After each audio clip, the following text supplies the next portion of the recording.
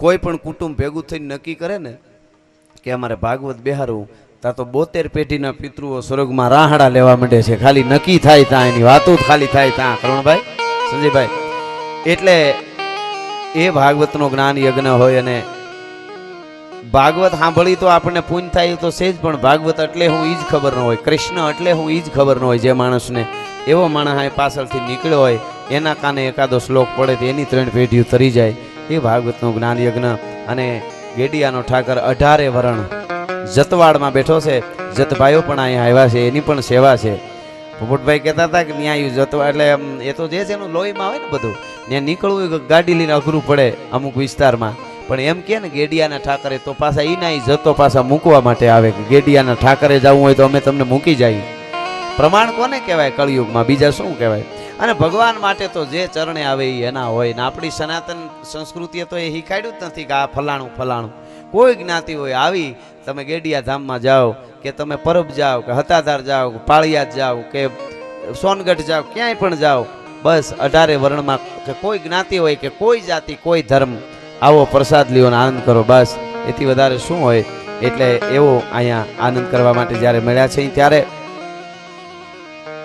मारे दुहासन थी शुरुआत करी पछी मौज आवे बधी वातो करवी छे एटले पधारो अकाबा पधारो तोई धक मार धर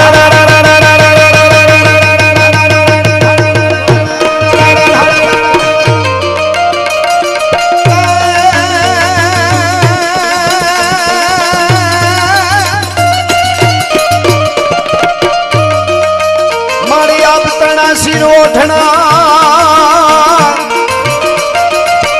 हेमालानो गळे हार पण शेष नागना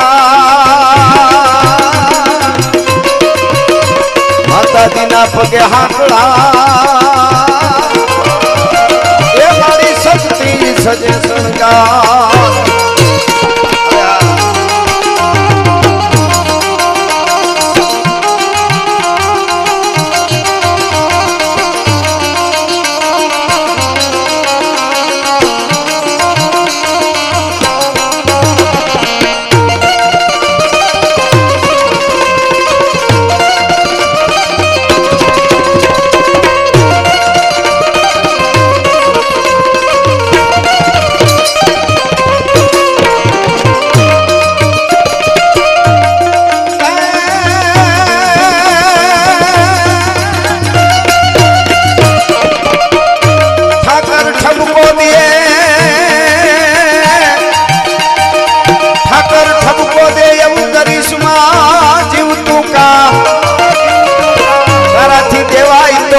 जल दे ए बाकी रख ले सितारा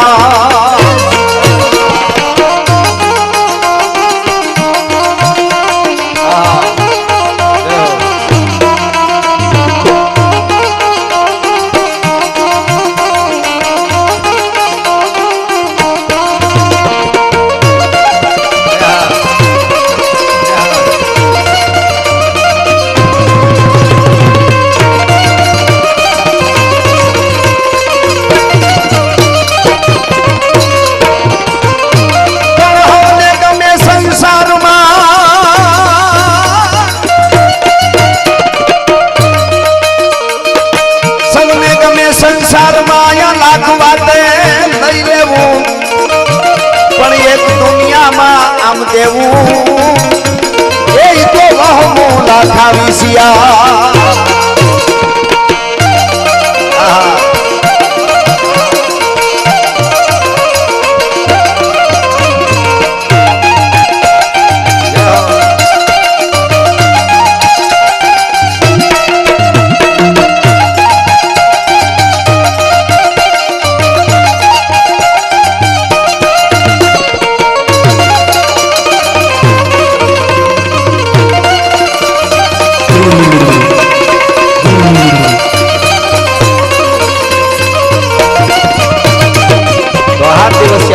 गंगा काठे केवो से कवि के अरे खमा मम गुगुरु खमा खमा मम जांगर खमा खमा मम मम मम मम मम मम मम मम मम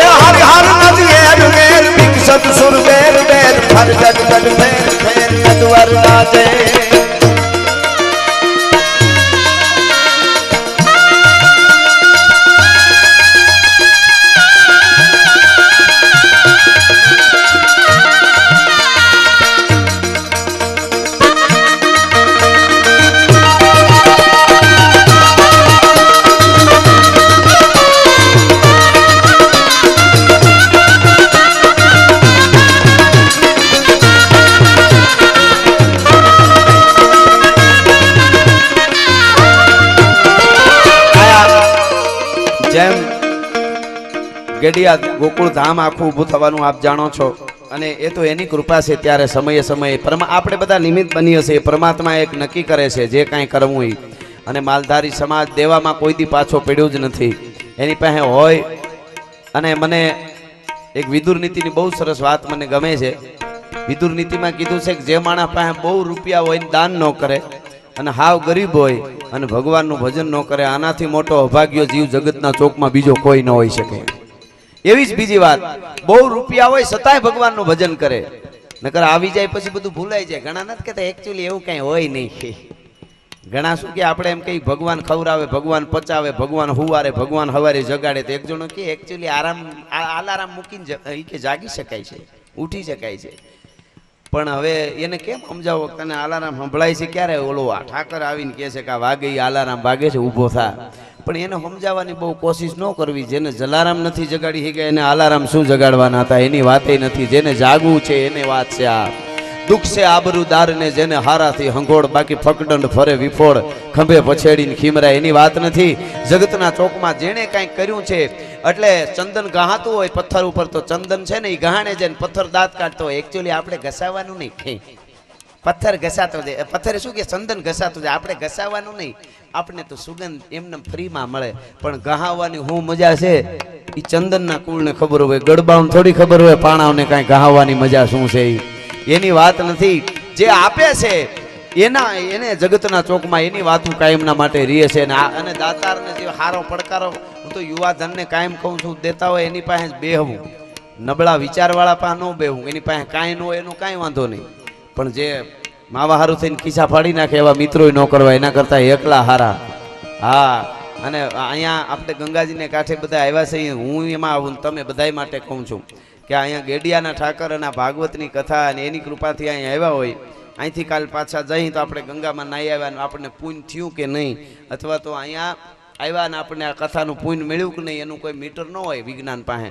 પણ હું તમને એક મીટર આપું. હું એમાં હું આવું કાલે ઘરે જઈને આપણો આડો પાડો નવી ગાડી છોડાવે, બંગલાનો નકશો બનાવે કે કંઈક નવો સોદો કરે મોટો, અને આપણે અંદરથી મોજના તોરા છૂટે, તો માનો ગેડિયાનો ઠાકર આપણી હારે છે, હારે છે ને હારે છે, આપણને પુણ્ય મળ્યું. એ પાકી વાત. આપણને આજુબાજુ વાળો પાડો એ જાણી તો મિત્ર આગળ આવે ને કાંઈક નવી ગાડી છોડાવે અને મોજના તોરા છૂટે, તો માનું બસ ઠાકર હારે છે. અને આપણને એમ થાય કે મારે હજી બદલતી નથી ગાડીને, આને કેમ મેળ આવી ગયો? એટલે માનું ખાતક પેઢીઓના પાપ હજી પીડ્યા છે, નકર હાવ આમ ન હોય. એ એટલું જ હકીકત છે. એટલે મારે થોડા દુહા છંદ સપાખરા, એકાદ પ્રસંગ, એક બે ગીતો મારા સમયમાં જે રજૂઆત મારે કરવાની છે અહીંયા. પણ એની પહેલા કાળિયો ઠાકર કાયમના માટે જેનું ભજન કરે છે રાતને દિવસ, એ ગેડિયાનો ઠાકરે ભજન કરે, રામે જેનું ભજન કરે એવો છે શિવ. અને મહાદેવને મારે 30 સેકન્ડ માટે, 2 મિનિટની, 1.5 મિનિટની, 1 મિનિટની, 30 સેકન્ડ માટે શિવ તાંડવ ગાવો છે ગંગાના કાંઠે. 2 હાથ ઊંચા કરીને મને એવો તાલ આપો, હમણાં તાલ વાગે એટલે કે અહીંયા એક આટલા જણાનો તાળીનો તાળ એક હારે પડે તાલ, એટલે મહાદેવ ભોળિયાને આપણી પ્રાર્થના પૂગી જાય. શિવ તાંડવમાં 30 સેકન્ડ માટે, 1/2 મિનિટ માટે. જટાટવી ગલે જલમ પ્રવાહ ભાવિત ગલે ગલે વલ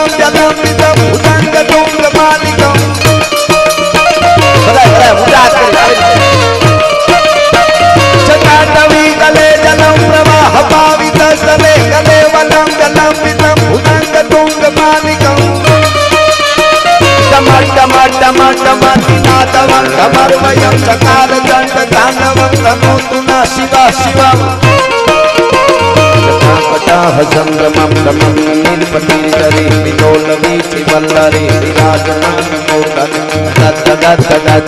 तदाटपट्टपावते किशोर चंद्रशेखर नदी प्रतीक्षण मम धराधरैर्धनन्दिनी विलास बंधु बंधुर सुरदिगंत संतति प्रमोद मान मान सैंद्र भाग भाग धोरणे निरुद्ध दुर्धरापति प्रति दिगंबरे मनो विनोद वेदु वस्तुनि। धन्यवाद आभार।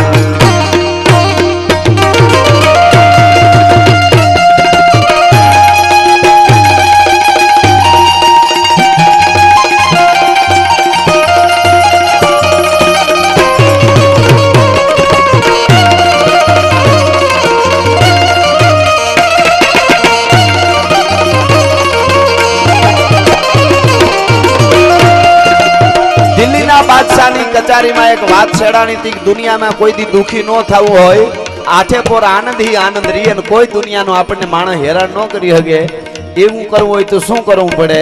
ત્યારે દિલ્હીની કચેરીમાં દિલ્હીનો વડાપ્રધાન એટલે અબ્દુલ રહીમ ખાન ખાના એને દુહો કીધો તો પોપટભાઈ દિલ્હીની કચેરીમાં અકબર બાદશાહને કીધું કે કોઈ દી તકલીફ ન પડે ને આઠો પર આનંદ રહે એવું કરવું હોય તો એક વાત કરવી પડે. શું કરવું પડે? દુહો સાંભળજો રહીમ ખાન ખાનાનો.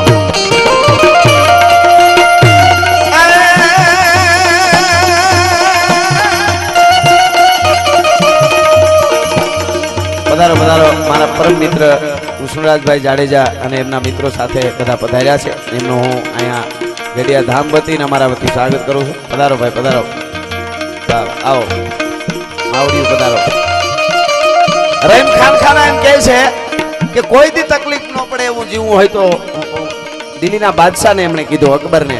તો સાંભળી લો અકબર બાદશાહ એક જ વસ્તુ કે કહું રહી મન ક્યાં કરે ઓરા જુગારી સોરલબાર. કહું રહી મન ક્યાં કરે દુનિયામાં જુવારી સોરલબાર. જો આપણો પદ રાખનહાર હે એવો માખન ચાખનહાર.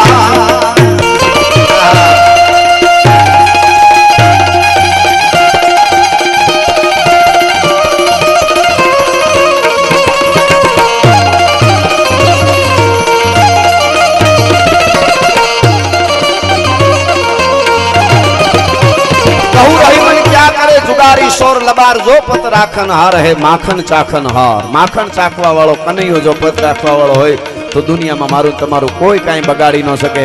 એટલા માટે બ્રહ્માનંદ સ્વામી લખે છે એક છંદમાં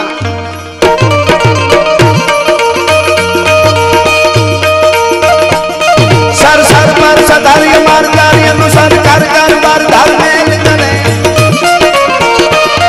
આધાર સુની અમારી સરગતિ માન હર ભર ભર મૂળ ગતિ હરક પરે. નિર્ખતનાર પ્રવાર પ્રવાર